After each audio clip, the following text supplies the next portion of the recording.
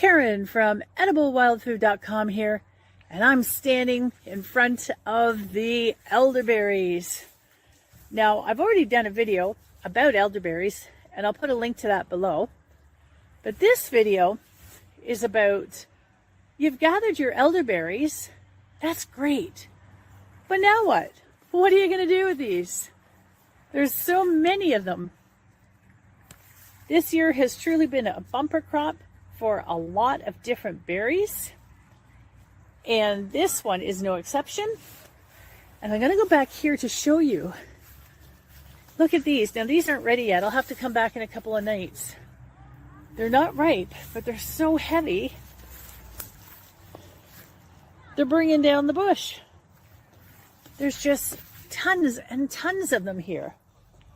Anyways, and look how big that umbel, a massive umbel, several actually, of the elderberries. But I'm going to go back, pick the ripe ones, and when I'm done, I'm going to bring you home and show you what's next.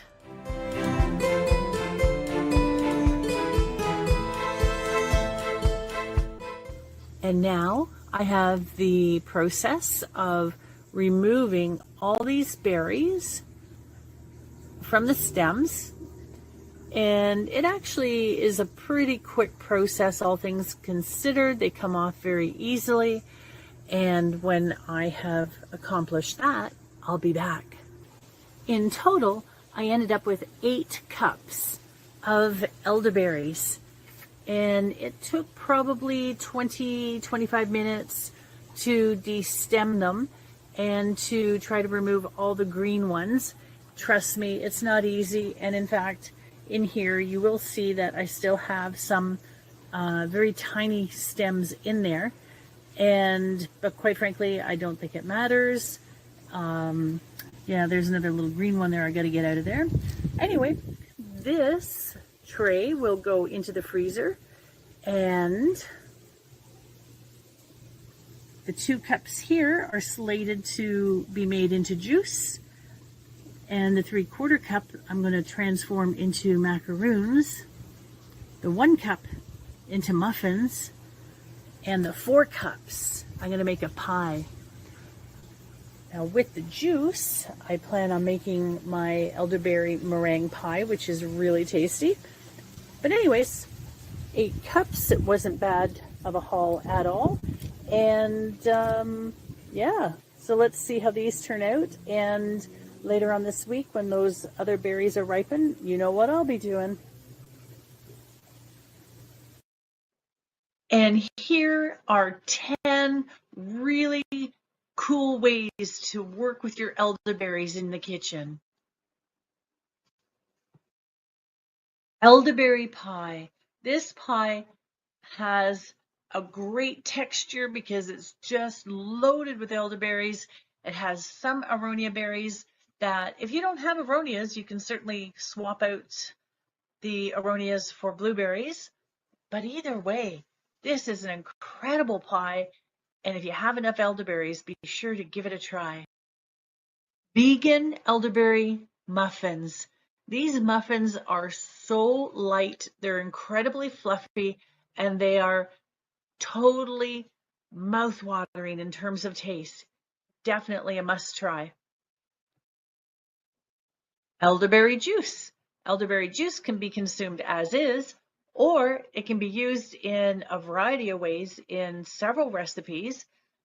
And the best way to use this juice is with the elderberry meringue pie. You're going to see that one shortly.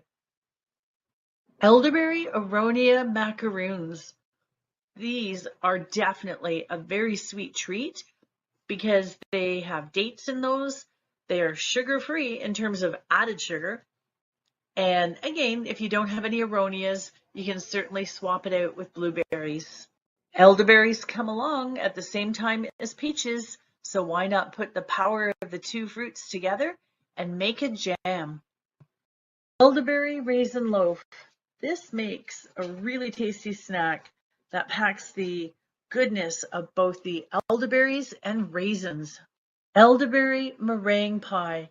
This is by far a mouth-watering tasty pie that if you've got elderberries, get in the kitchen and try to create this one.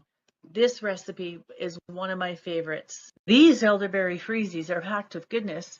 So whether it be a hot summer day or in the wintertime, if you're not feeling well and perhaps have a sore throat, these just might be something that helps you to feel a little bit better. Elderberry cough and cold syrup. Now this is something that you would want to make only if you have a cough or cold, but sometimes when that happens, you don't feel that great. So if you make it ahead of time and put it into ice cubes and freeze it that way, you'll have it on hand should the need arise. And last but not least, this is my elderberry immune tonic. Although technically it's not just elderberries, it is chock full of so many different herbs, and it is a very, very healthy tincture to have on a daily basis to help support your immune system. And on that note, I want to say thank you to each and every one of you who have watched this video.